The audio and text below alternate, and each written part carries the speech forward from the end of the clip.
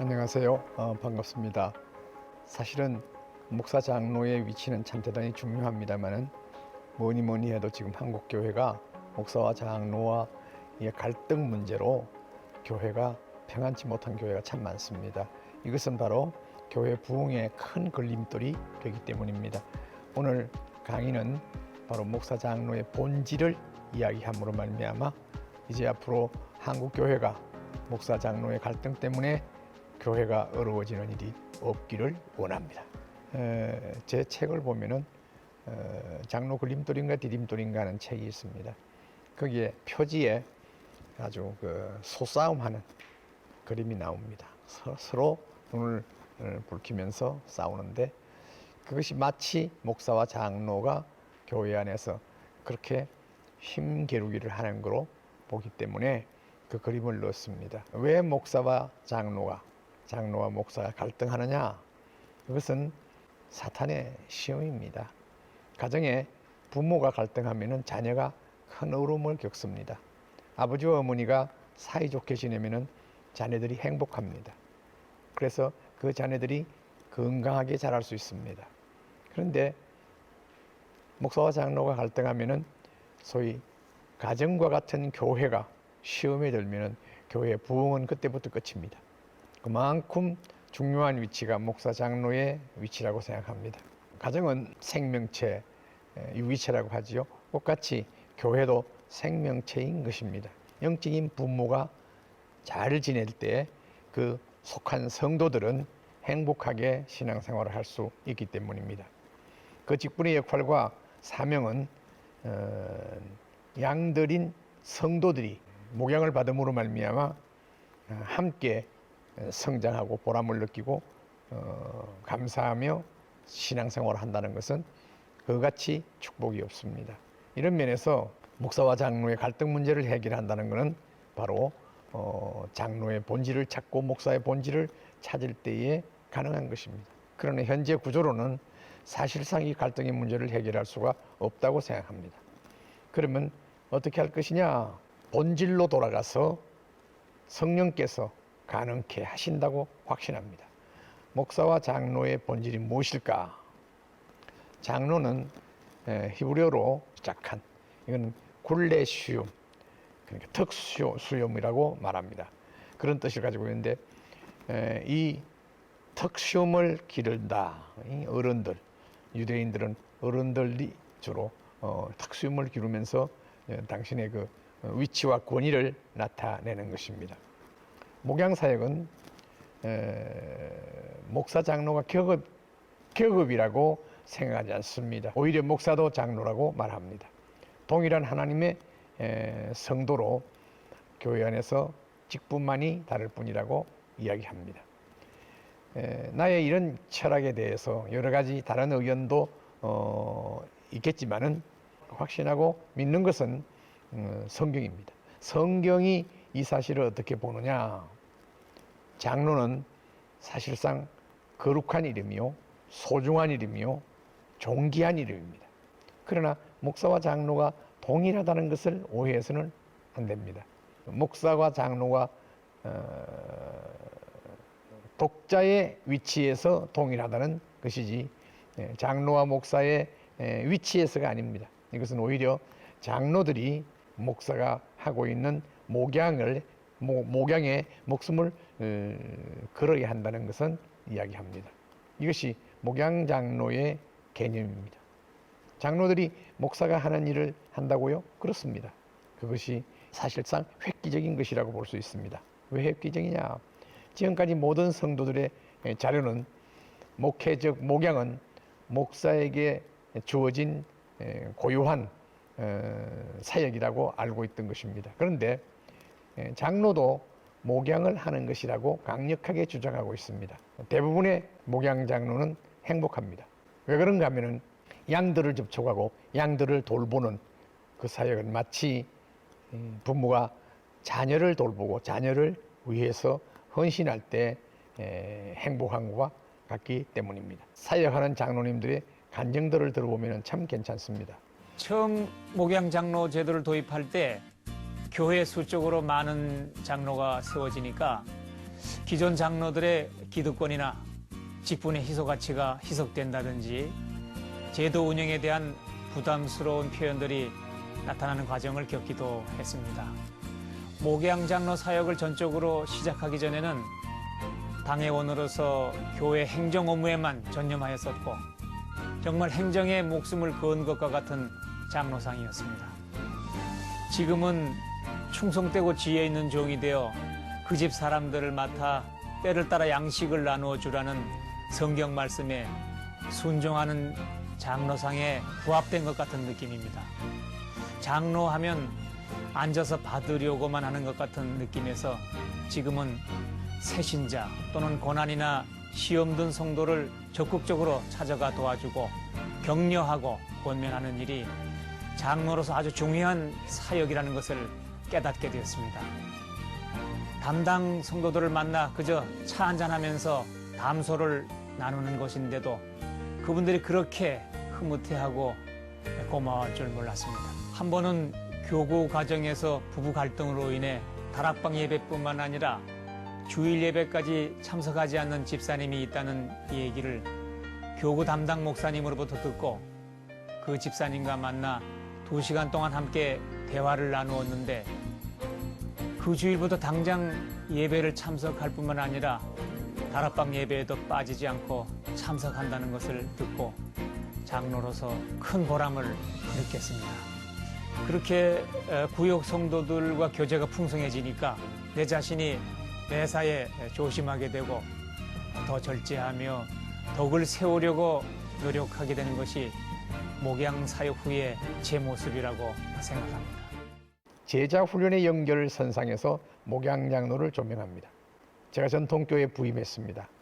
그래서 제자 훈련으로 잠자는 교회를 깨우고 성장을 이루었습니다. 제자 훈련 받아서 순장을 했던 구역장을 했던 장로님들이 서서히 그 사역을 놓기 시작했습니다. 사임을 하겠다는 것입니다.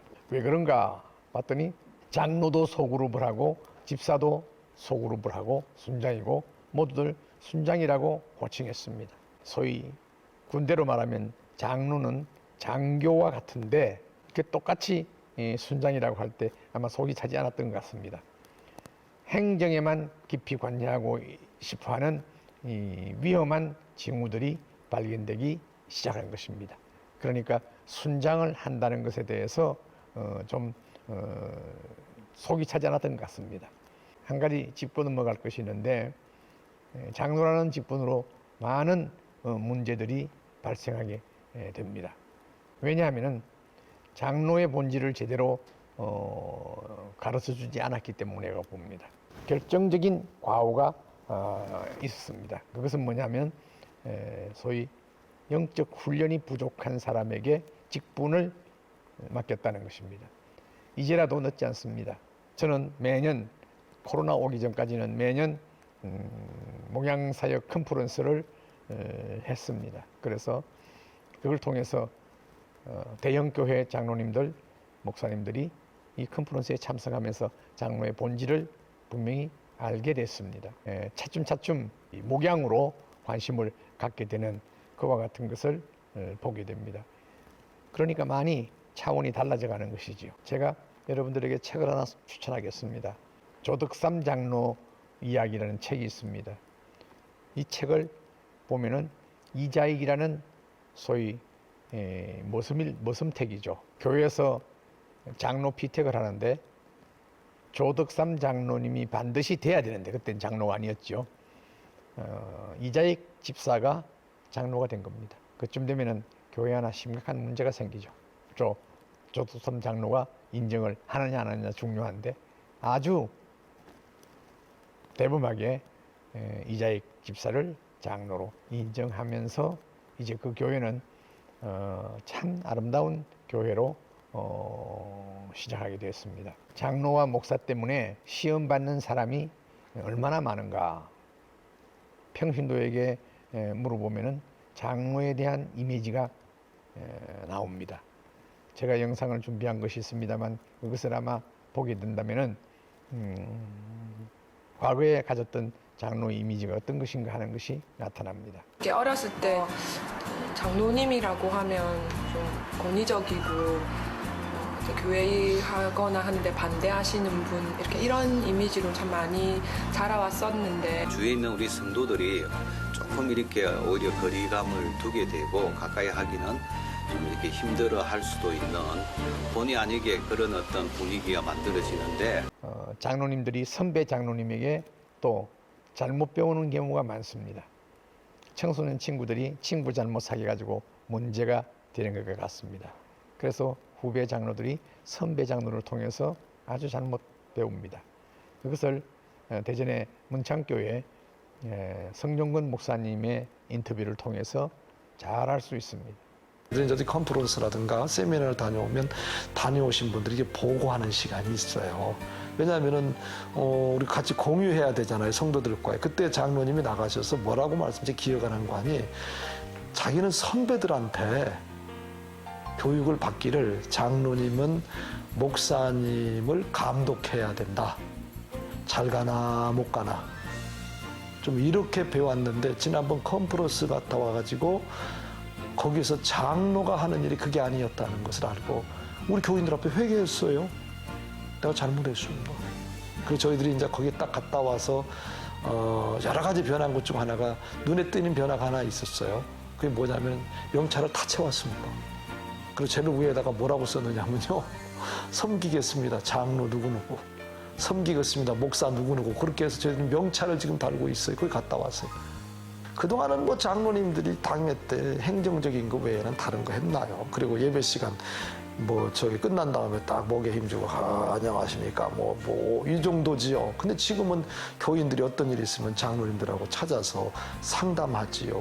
그리고 장로님들이 애경사 어려운 사람들 다 찾아가서 기도해 주지요. 그러니까 목사들이 느낄 수 있는 목양 그 기쁨을 장로님들이 누리는 거죠. 그것을 가르쳐주는 게 컨퍼런스잖아요. 목양장로.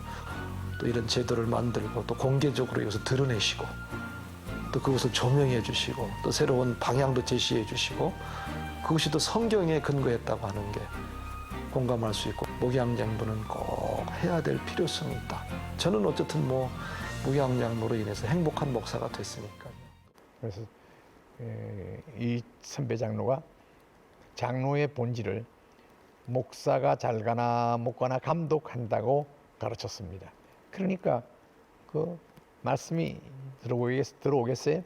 이 컨퍼런스에 참석하고는 전혀 달라서 교인들 앞에 회개까지 했다고 하는 것입니다. 제가 목회하는 가운데 두 사람의 장로가 교회를 떠나는 아픈 사건이 있었습니다. 그 이유가 뭐냐 하니까 이 장로님들은 교회가 유기체가 아니라 조직체가 되기를 원했습니다. 그래서 3주 전에 당회하기 3주 전에 의제를 주고 그걸 가지고 연구해서 당회에 나오겠다는 겁니다. 교회 문제가 그런가요? 교회 일이 그렇지 않습니다. 그렇게 할 수가 없는 것입니다. 이 교회는 생명체고 유기체입니다. 생명체요 유기체인데 이것을 조직체로 만들어 간다는 것은 교회의 본질이 아니기 때문입니다. 성경에서 장로상이라는 것이 나옵니다. 구약 성경 보면은 제일 먼저 나오는 것이 출애굽기 12장 21절로 23절에 보면은 모세가 이스라엘 모든 장로들에게 이야기합니다. 너희는 나가서 너희의 가족대로 어린 양을 택하여 유월절 양을 잡고 우설추로 묶음을 가져다가 그릇에 담은 피채 적셔서 그 피를 문인방과 좌우설주에 뿌리고 아침까지 한 사람도 나가지 못하게 하라. 나간다면은 반드시 장자가 죽는 불행을 맞게 된다. 이것이 이제 애굽에서 일어났던 사건이죠. 여호와께서 애굽 사람들에게 재앙을 내리는데 유대인들에게는 그것을 피할 수 있도록 처방을 한 것입니다. 이것이 피를 문설주와 인방에 뿌려서 아무도 나가지 못하게 한 것이었습니다. 장자 죽는 재앙이죠.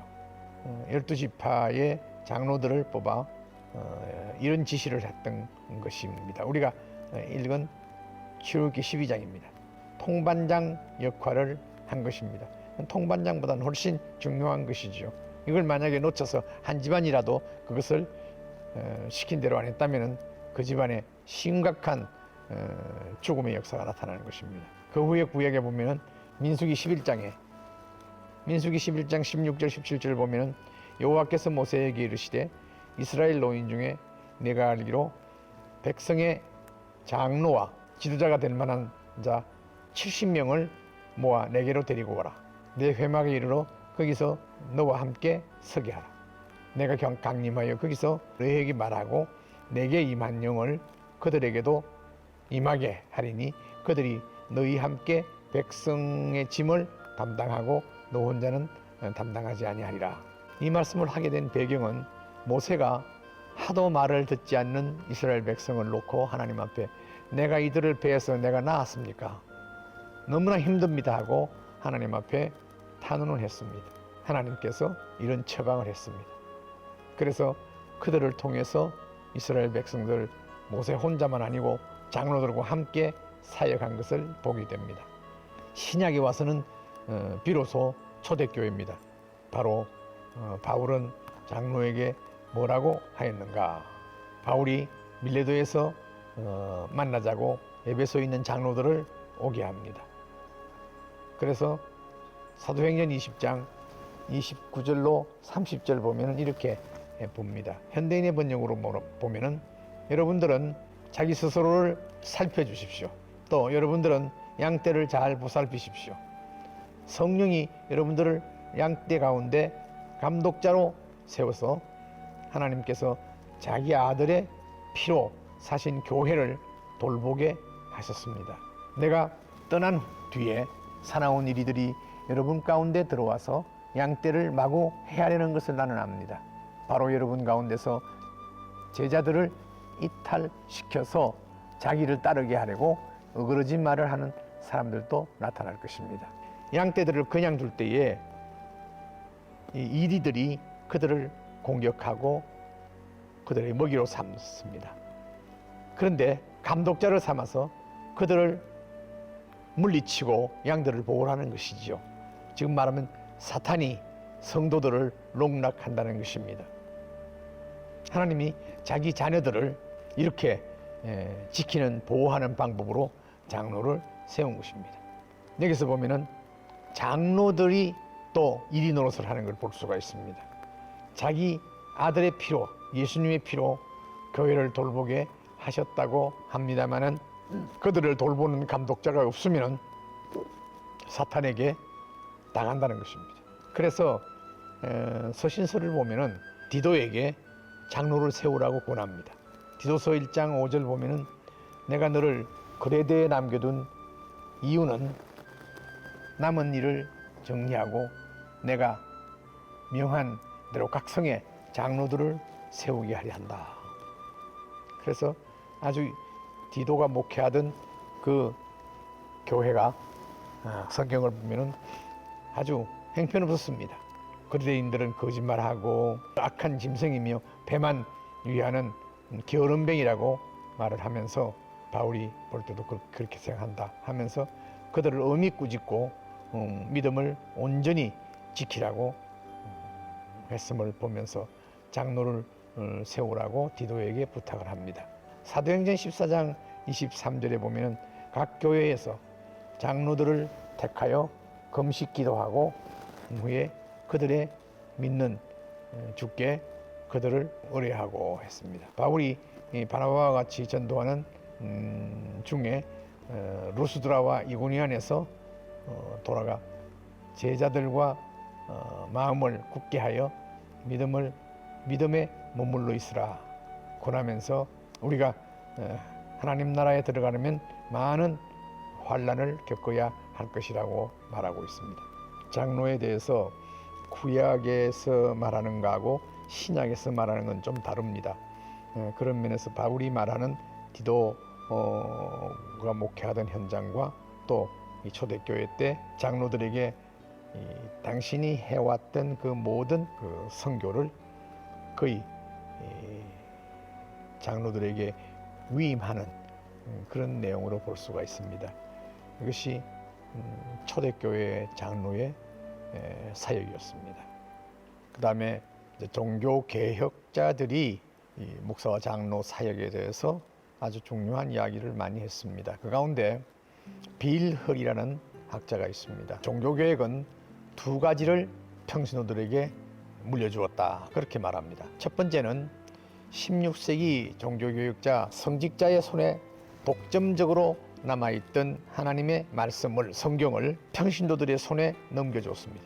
성경을 넘겨주었고요.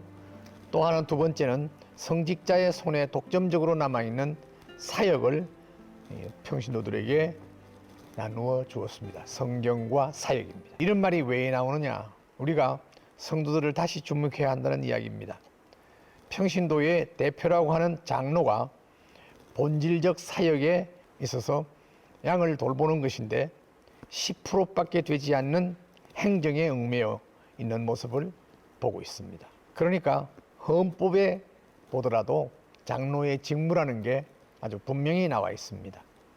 고신척 헌법을 보면은 제 6장 47조 장로의 직무 제 1번이 목사와 협력하여 행정과 권징을 관리한다, 이렇게 되어 있습니다. 그런데 2번부터는 완전히 목양입니다. 두 번째, 교회의 영적 관계를 살피는 일을 한다, 장로의 직무입니다. 또 세 번째는 교인의 신방, 교인을 신방하고 위로하고 교훈하는 일을 한다, 이게 세 번째고요. 네 번째는 교인을 권면하는 일, 이것도 영적인 양육입니다. 다섯 번째는 교인들이 설교대로 신앙생활을 하는 여부를 살피는 일을 합니다. 여섯 번째, 언약의 자녀임을 양육하는 일입니다. 또 일곱 번째, 교인에 위해 기도하고 전도하는 일입니다. 여덟 번째, 목회에 필요한 제반 사항을 목사에게 알리는 일입니다. 그러니까 8개 항목 가운데 하나만 행정이고 그 외에는 다 목양입니다. 기하성 헌법 여의도 순복음교회부터 시작해서 거기도 보면 4항목이 있는데 그 4항목 가운데 3항목이 목양입니다. 합동척 헌법 제3장, 제5장, 제4조 장로의 직무는 교회의 신령한 관계를 총괄한다. 첫 번째부터 양육입니다. 교단마다 다 행정이 아닙니다. 목양에 주력하고 있습니다. 감리교도 2장 19조 장로의 직무에 장로의 직무는 다음과 같다 하고는 제1번 감리사의 파송을 받은 교회에서 담임자를 도와 예배, 성려, 성례, 그 밖에 행사 집행을 보좌한다. 세 번째, 교회 임원들의 활동을 지도한다. 교인들을 신방하며 신앙을 지도한다. 네 번째 가서는 교회의 재정 유지에 적극 참여한다. 그리고 다섯 번째, 담임자가 부재하거나 유고시 담임자 또는 감리사가 위험한 범위 내에서 담임자의 직무를 대행할 수 있다. 목사의 직무를 대행할 수도 있다는 것은 목양입니다. 지금 현재 한국 교회의 각 교단마다 헌법을 보면은 장로의 직무는 이 목양입니다. 저는 그래서 목회하면서 제자훈련으로 목회를 했습니다. 그것을 통해서 교회가 바로 잡았습니다. 전통 기성교회를, 갈라진 교회를 바로 잡았습니다. 하나님께서 하신 것입니다.